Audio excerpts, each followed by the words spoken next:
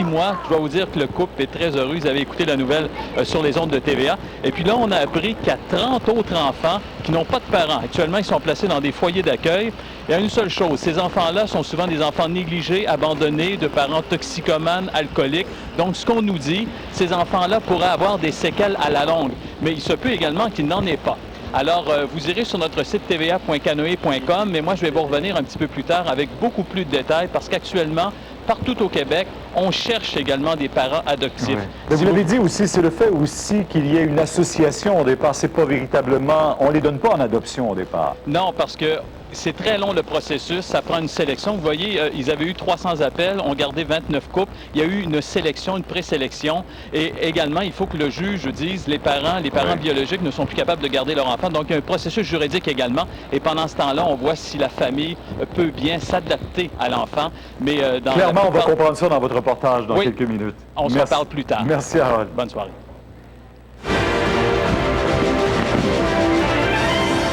7h29, maintenant, le commentaire de Claude Poirier. Claude, le ministre de la Justice, Paul Bégin, qui suggère que dans des méga-procès, par exemple, il y a un juge suppléant qui soit nommé parce que ça pourrait éviter l'histoire du juge Boilard là, et ce procès. Bien, on va mettre ça dans le contexte. Là. On se rappellera que le juge Boilard présidait un procès. À un moment donné, il a décidé de se retirer de ce procès. Le juge Pierre Béliveau prend la relève. Et à ce moment-là, il se retrouve avec 10 jurys.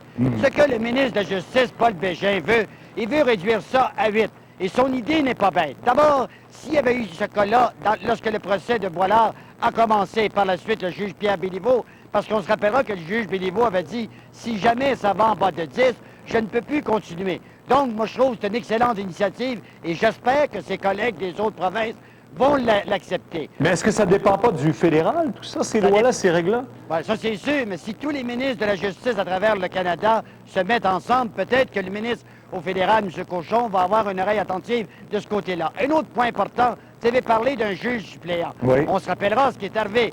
Quand le juge Boilard a décidé de se retirer, le juge Béliveau était sur le banc. Il a dit à un moment donné, ça me prendrait pas moins de 4 semaines à 6 peines pour relire toute la preuve.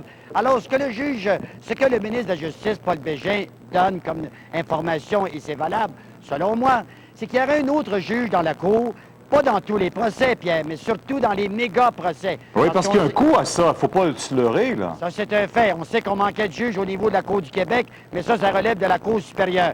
Mais ce qui pourrait arriver, on pourrait avoir, par exemple, un juge qui est un observateur, qui entend lui-même la preuve, parce qu'on ne sait jamais. Là, il est arrivé un cas où le juge Boilard s'est retiré parce qu'il avait été blâmé par le Conseil de la magistrature. Mais un juge, c'est un être humain. Il peut tomber malade, il peut avoir une crise cardiaque. À un moment donné, il ne peut plus continuer le procès. À ce moment-là, au lieu de recommencer le tout, parce que, vous savez, Pierre, avec l'affaire du juge Boilard et la décision du juge Béliveau d'arrêter, ça coûte aux contribuables qui nous regardent ce soir plus d'1 500 000 qu'on a payé pour rien, alors qu'on va reprendre ça. Alors, ça va prendre devant le jury au mois de février de l'an 2003. Moi, je trouve que c'est une excellente initiative de la part du ministre Bégin et j'espère que ses collègues des autres provinces vont l'appuyer dans ses démarches. Vous avez retrouvé la voix, vous? Oui, ça va mieux, là. Merci. Merci.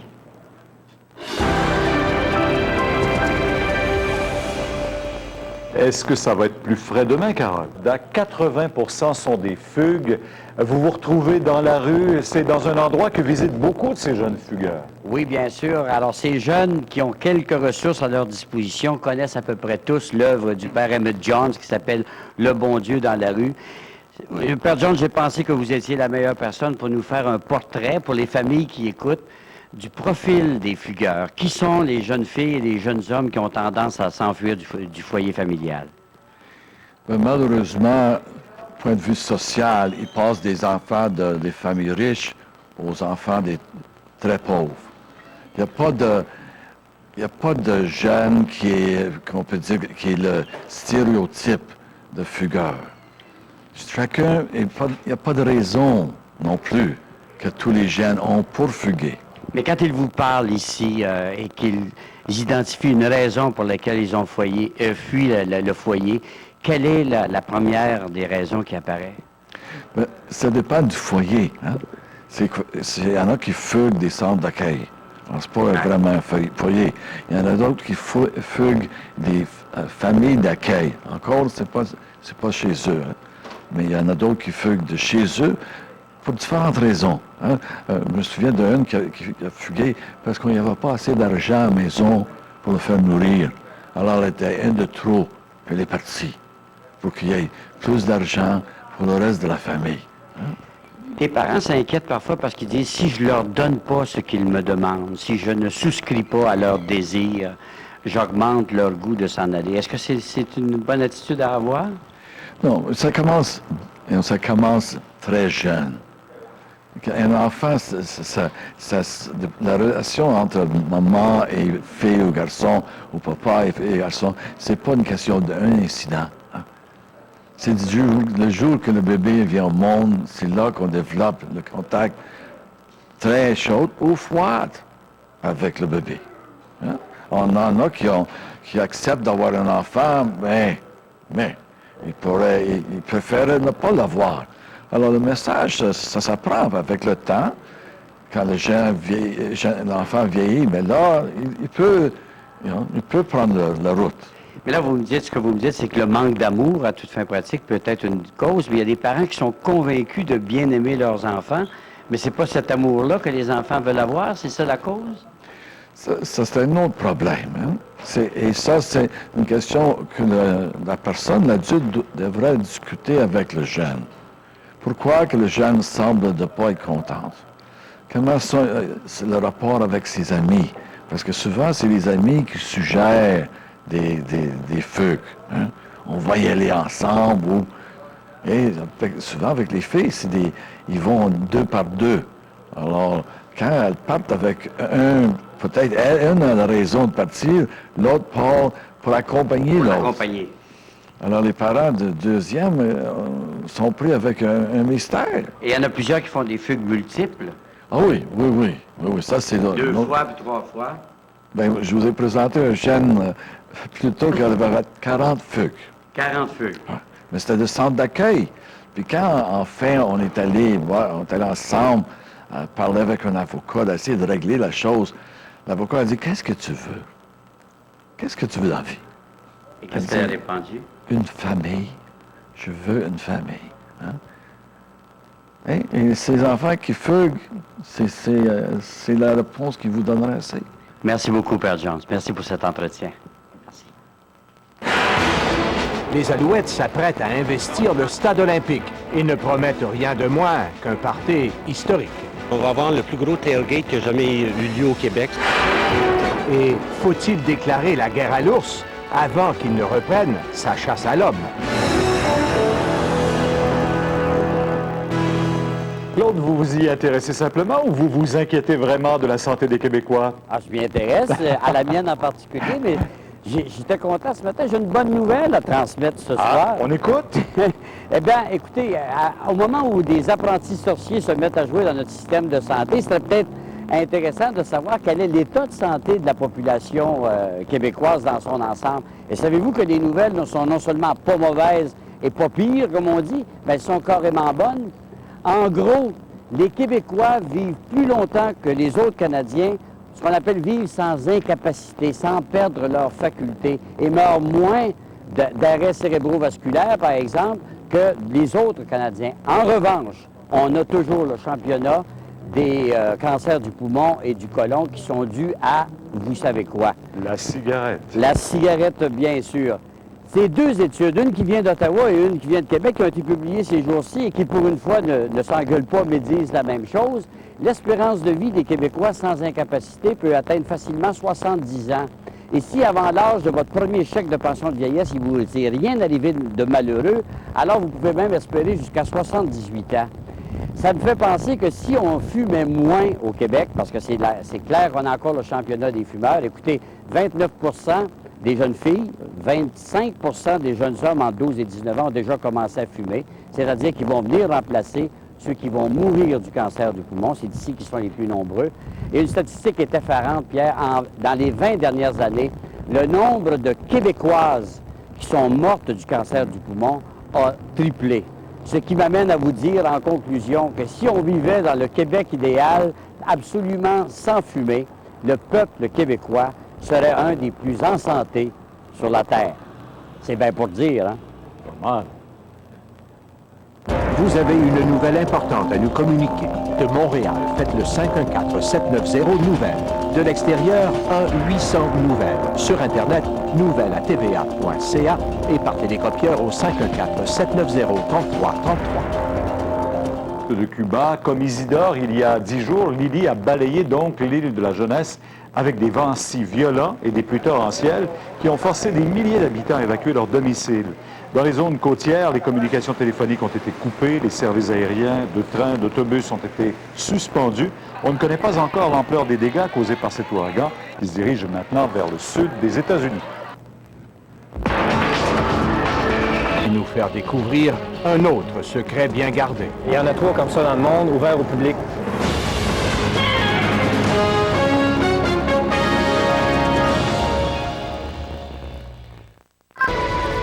Avis aux propriétaires d'une Toyota Echo, vous devez peut-être rapporter votre voiture à votre concessionnaire. C'est qu'il y a des problèmes, semble-t-il, au niveau du système de freinage. Alors la compagnie Toyota annonce le rappel de 49 000 modèles Echo. Il s'agirait des véhicules construits entre juillet 2001 et avril 2002 qui ont été vendus au Canada et aux États-Unis. Et au total, la compagnie annonce le rappel de 400 000 de ces voitures en Europe et en Amérique du Nord. Dominique Arpin, qu'on retrouve, notre explorateur urbain, nous amène dans un endroit que personne ne soupçonne certainement l'existence même à Montréal. C'est votre lot de les trouver, vous. Oui, effectivement. Et vous ne direz pas qu'on n'a pas de la suite dans les idées ce soir, après vous avoir fait visiter le sommet du mât du Stade olympique il y a de cela quelques semaines. Bien, ce soir, on vous amène dans les profondeurs du mât, plus précisément dans le bassin de plongée sous-marine du Stade olympique. Et c'est un bassin, comme vous allez le constater, qui est très rare. En fait, il y en a un seul en Amérique du Nord. Et c'est vraiment un beau secret gardé à Montréal. Les plongeurs connaissent son existence, mais le grand public, en tout cas, la plupart des gens ignorent même l'existence de bassins de plongée. Oui, vrai. Et je vous invite tout de suite à plonger avec moi.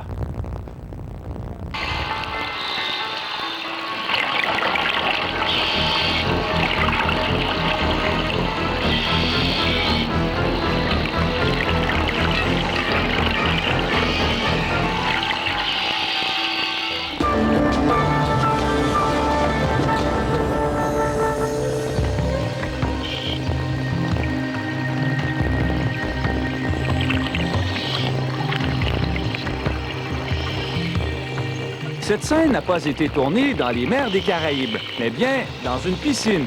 Ah, mais pas n'importe laquelle piscine. Le bassin de plongée sous-marine du Parc olympique est unique en son genre. C'est l'un des plus creux au monde. Il faut descendre 15 mètres pour atteindre le fond, ou 50 pieds si vous préférez. Il est rempli d'environ 1 800 000 litres d'eau.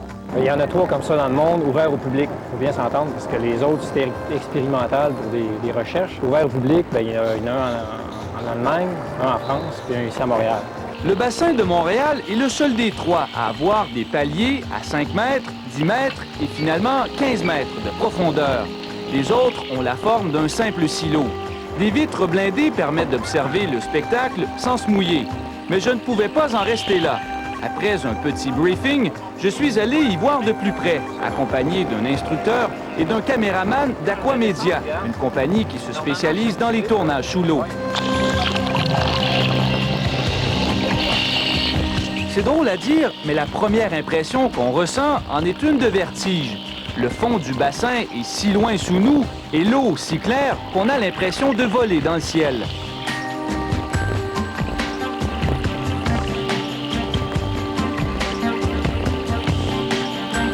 C'est quoi l'avantage d'avoir un bassin aussi profond à l'intérieur?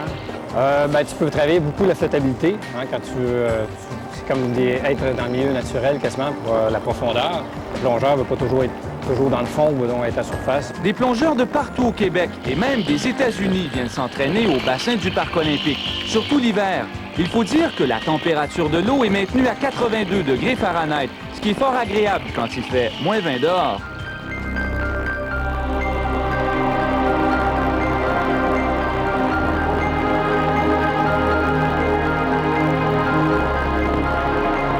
Le bassin sert aussi de lieu de tournage pour le cinéma et la télévision. Grâce à des techniques de trompe-l'œil, on peut recréer un lac, la mer et quoi encore. Des artistes du Cirque du Soleil viennent aussi s'y entraîner à l'occasion. Et non, même si on a l'impression d'être dans le sud, il n'y a pas de vrais requins dans le bassin. Seulement un pas fin qui aime faire des farces. Dominique Arpin, TVA, Montréal. Hey, ça chatouille! Hey, le bricoleur amateur, c'est que tu travailles avec tes pinces! Parce que si notre vie tient juste à un fil... Ben, c'est pareil pour toi aussi, OK? Et que t'es beau quand t'es choqué! Vos travaux d'électricité? Confiez-les à un expert. Ouais.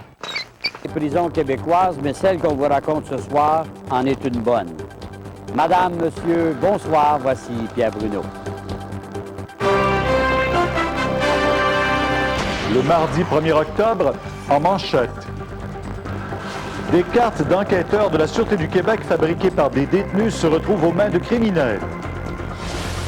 30 enfants québécois en attente de parents adoptifs. La DPJ cherche des candidats. Émilie de retour à la maison après une fugue de 11 jours. Avant même qu'ils disent quoi que ce soit, la jeune fille, spontanément, elle a dit « C'est moi que vous cherchez, c'est moi, Émilie Deblois. »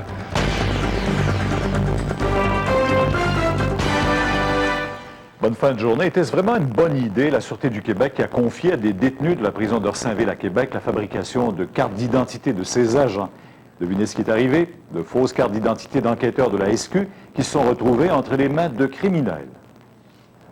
L'histoire commence quand un agent de la GRC intercepte un individu qui a en sa possession une carte d'enquêteur de la Sûreté du Québec. L'individu, qui n'est pas policier, a pourtant sa photo sur une carte qui semble officielle. La Sûreté du Québec, mise au courant, ouvre une enquête. Selon ce que TVA a appris, la carte d'identité proviendrait directement de l'imprimerie du centre de détention d'Orsainville. En d'autres mots, la Sûreté du Québec fait fabriquer ces cartes d'identité par des détenus. Des cartes sur lesquelles apparaissent le nom et le grade de l'agent à qui elles sont destinées. En plus d'une photo, on y retrouve le logo de la Sûreté du Québec. Des cartes qui, une fois plastifiées, donnent une grande légitimité à leurs propriétaires. Un concept que certains détenus ont vite fait comprendre. Selon nos informations, 2 détenus affectés à l'imprimerie ont réussi à subtiliser quelques centaines de ces cartes. 2 individus qui auraient pu se faire passer pour des enquêteurs de la Sûreté du Québec. Obtenir des informations qui sont privilégiées, que seuls les policiers peuvent obtenir. Donc, cette personne-là a une marge de manœuvre qui est extrêmement importante si elle s'identifie comme policier de la Sûreté du Québec. Des accusations criminelles pourraient être portées d'ailleurs contre eux. De plus, c'est aussi au pénitencier d'Orsainville que l'on appose les logos de la Sûreté du Québec sur les voitures de patrouille. Autocollants et cartes d'identité en main, un excellent départ pour quiconque voudrait se procurer le kit du parfait enquêteur. La Sûreté du Québec confirme que les cartes de ses agents sont fabriquées par des détenus. Il y aurait eu vol il y a quelques mois de blancs d'imprimerie, de cartes d'identité de la Sûreté du Québec qui n'étaient pas terminées. La finalité de ces cartes d'identité-là se font à nos bureaux, ce qui officialise la carte en tant que telle. Demander aux gens qui donnent de tels contrats d'essayer d'avoir un minimum de logique. Aussi, pour des raisons d'économie, on utilise des détenus et des ex-détenus pour tondre la pelouse du quartier général de la Sûreté. Banal, direz-vous?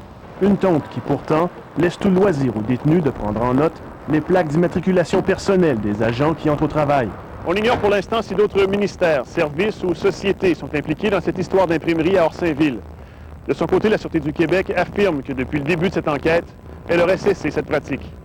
Carl Angelier, TVA, à Québec.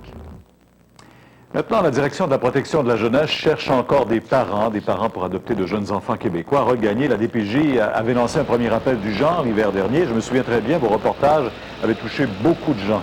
Oui, et la DPJ avait été débordée d'appels, pas seulement à Montréal, mais partout au Québec. Alors écoutez bien ce reportage, on va vous donner les coordonnées. Pierre, d'où viennent ces enfants? Ce sont des enfants très jeunes, quelques mois, quelques années, de parents toxicomanes, alcooliques ou qui ont des maladies mentales. La DPJ est intervenue suite à un signalement. Il y aura un long processus qui conduira, dans 95% des cas, à une adoption. C'était l'hiver dernier. La DPJ tentait désespérément de trouver des parents adoptifs à ces enfants québécois négligés et abandonnés. 6 filles et 13 garçons étaient placés sur une liste d'attente. Aucun couple ne semblait s'intéresser à ces bambins fragiles, dont la plupart ont vécu dans la violence. À la suite de notre reportage, le Centre jeunesse de Montréal a reçu de nombreux appels. On a eu au-delà de 300 appels. Entre-temps, d'autres enfants sont venus s'ajouter à la liste et la DPJ a débuté un long processus de sélection des nouveaux parents. 29 couples ont été retenus. 3 d'entre eux ont déjà été jumelés à un enfant. C'est la première étape. Il a commencé ça cette semaine. C'est le cas de ce couple de la Montérégie qui accueille depuis peu ce petit garçon âgé de 6 mois. Quand on l'a pris dans nos bras, c'était clair qu'on voulait le ramener chez nous. Le bambin a une nouvelle sœur âgée de 14 ans. J'entendais ça depuis longtemps, puis je me dis que quand mes parents seront plus là, je vais voir mon frère. La famille pourra officiellement adopter le bébé lorsqu'un tribunal aura jugé que les parents biologiques ne peuvent pas remplir leurs devoirs. Cela pourrait prendre 2 ans. Le risque que les parents biologiques reprennent possession de leur enfant est d'environ 5 %. Ils aiment mieux ne pas y penser. Quand je vais le chercher le matin dans son lit puis qu'il me fait son beau sourire, je me dis toujours, si un bon matin, il n'était plus là pour me le faire. La DPJ cherche maintenant d'autres parents adoptifs. On peut considérer qu'on a à peu près 30 enfants pour qui on cherche des parents âgés de 3 mois à 11 ans. Ça prend des parents, des couples qui sont prêts à accepter un certain niveau de risque, un certain niveau où l'enfant pourrait peut-être avoir des séquelles. C'est le plus beau cadeau qu'on puisse faire puis qu'on peut faire à un enfant, je pense. Je pensais jamais d'aimer comme ça un jour. Depuis qu'il s'est trouvé une nouvelle famille, ce petit garçon, qui n'avait jamais vraiment connu l'amour, dort à point fermé. Belle histoire, Harold. D'autant plus, j'entendais le père Pops tantôt dire que ça commence très jeune pour ces enfants qui ont besoin d'une famille. Où est-ce que les parents qui voudraient, peut-être même qui s'intéressent à en adopter de ces enfants, doivent-ils s'adresser? Oui, Pierre, plus jeunes on les adopte, mieux c'est. Il y a des études qui le prouvent. Alors, voici des numéros de téléphone pour avoir des informations. Ce sont les centres jeunesse. À Montréal, c'est le 514-593-2147. Apprenant que Émilie Deblois avait été retrouvée saine et sauve, l'adolescente de Varennes était en fugue, mais elle a tout de même commis l'imprudence d'aller à la rencontre d'un adulte dont elle avait fait la connaissance sur Internet. Manon et Émilie Deblois sortant ensemble du poste de police, un dénouement que la mère de l'adolescente de 14 ans souhaitait désespérément depuis 11 jours. Vers 3h15, son souhait s'est réalisé. Les patrouilleurs du secteur de la Petite-Patrie ont repéré Émilie marchant sur la rue Jean-Talon. Avant même qu'ils disent quoi que ce soit, la jeune fille, spontanément, elle a dit « C'est moi que vous cherchez, c'est moi, Émilie Deblois ». Ramenée au poste de police, elle était en bonne santé. Il n'avait pas été séquestré ou violenté. Oui. 1 heure plus tard, TVA apprenait la bonne nouvelle à Manon Deblois. Le téléphone ne dérougissait pas. L'important, c'est qu'elle ait trouvé ma fille. Hein? Ben oui, ça a l'air qu'elle est en pleine santé, c'est bien. La cavale d'Émilie avait débuté le 21 septembre dernier. Lors d'une séance de clavardage sur Internet, elle avait donné rendez-vous à son interlocuteur, un homme de 28 ans de Montréal, au McDonald's de Varennes. Après quelques heures, il s'était aperçu à qui il avait affaire. Aussitôt qu'il a vu et qu'il a compris qu'il était avec une jeune fille, il n'a pas souhaité rester avec elle, il ne voulait pas être impliqué dans quoi que ce soit. Il l'a conduit chez des amis, c'était tout. Par contre, malheureusement, il ne nous a pas avisé pour qu'on puisse la localiser le plus tôt possible. Alors qu'elle était l'une des fugueuses les plus recherchées au pays, Émilie aurait ensuite séjourné chez plusieurs amis de Montréal et Laval. Ses proches vivaient alors l'enfer. Je pense à tous les parents qui n'ont pas retrouvé leur fille. Je me dis, c'est invivable que... Je pense que toutes ces personnes-là ont besoin du soutien. Moi, j'ai réussi à rester debout parce que tout le monde là, chantait comme une vague en arrière de moi. Là. Les proches sont accourus pour serrer Émilie dans leurs bras. À la sortie, on était peu bavards. Elle est fatiguée. Elle va aller se reposer. Puis, des commentaires? Non. Après avoir fait les manchettes, les Deblois sentaient le besoin de se regrouper et de retrouver leur intimité, conscients que la réconciliation ne sera pas facile. Moi, je suis ouverte à tout, là. Je me dis, tout est possible. Peut-être qu'elle ne voudra pas me parler. Peut-être qu'elle va avoir peur de me conter des choses pour pas que j'ai mal. Parce qu'Émilie, elle sait comment je suis, puis elle sait comment je l'aime, puis je tiens à elle. Oui. Bien, maintenant, est-ce qu'il va y avoir des suites à ça? Bien sûr qu'il y a certainement des propos et des discussions entre les deux aujourd'hui. Au niveau judiciaire, c'est peu probable, Pierre. On va bien sûr rencontrer... Souvent, ça commence comme ça. On se dispute, on crie. C'est avec ta mère, surtout, que tu te prends. Chaque contexte familial est différent. Parfois, ce ne sont que des mésententes. D'autres fois, c'est bien pire et il y a de l'abus. En 2001, au Québec, plus de 6500 jeunes ont fui la maison. Ils ne veulent pas provoquer les parents, mais ils veulent trouver un contexte dans lequel les parents n'auront pas le choix de dire qu'est-ce qui se passe. Les intervenants de l'organisme Le Bon Dieu dans la rue rencontrent quelques 2000 fugueurs à Montréal chaque année. La moitié d'entre eux retourneront à la maison après 2 ou 3 jours. Mais ces quelques jours peuvent devenir un point tournant dans la vie du jeune. Sur les 5 premiers contacts d'une jeune qui arrive en ville, qui a l'air d'être un peu perdue, c'est un proxénète ou un pusher. Donc, si l'adolescent entre en contact avec ses parents dans cette période, il faut avoir la bonne approche. Les interrogatoires sont à éviter à tout prix. C'est un message d'amour de dire « Je suis inquiet pour toi, je suis content que tu aies appelé. Comment tu vas? » Et quand l'adolescent revient... La première chose que je ferai, c'est rien. Prendre un grand respire par le nez et prendre le temps de se calmer tout le monde. Ensuite, selon plusieurs intervenants et psychologues, il faut parler le plus ouvertement possible. Autant c'est important qu'elle sache les conséquences possibles de ses gestes, autant ça ne donne rien de culpabiliser, elle se sent assez coupable pour l'instant. Selon cette psychologue, les deux Blois font bien de se retrouver entre eux en privé pour s'expliquer et réapprendre à se faire confiance. Lynn Saint-Laurent, TVA, Montréal. Petite bombe politique, il a déclaré qu'il fera tout pour que Jean Charest ne soit pas élu premier ministre aux prochaines élections. M. Bourque donnait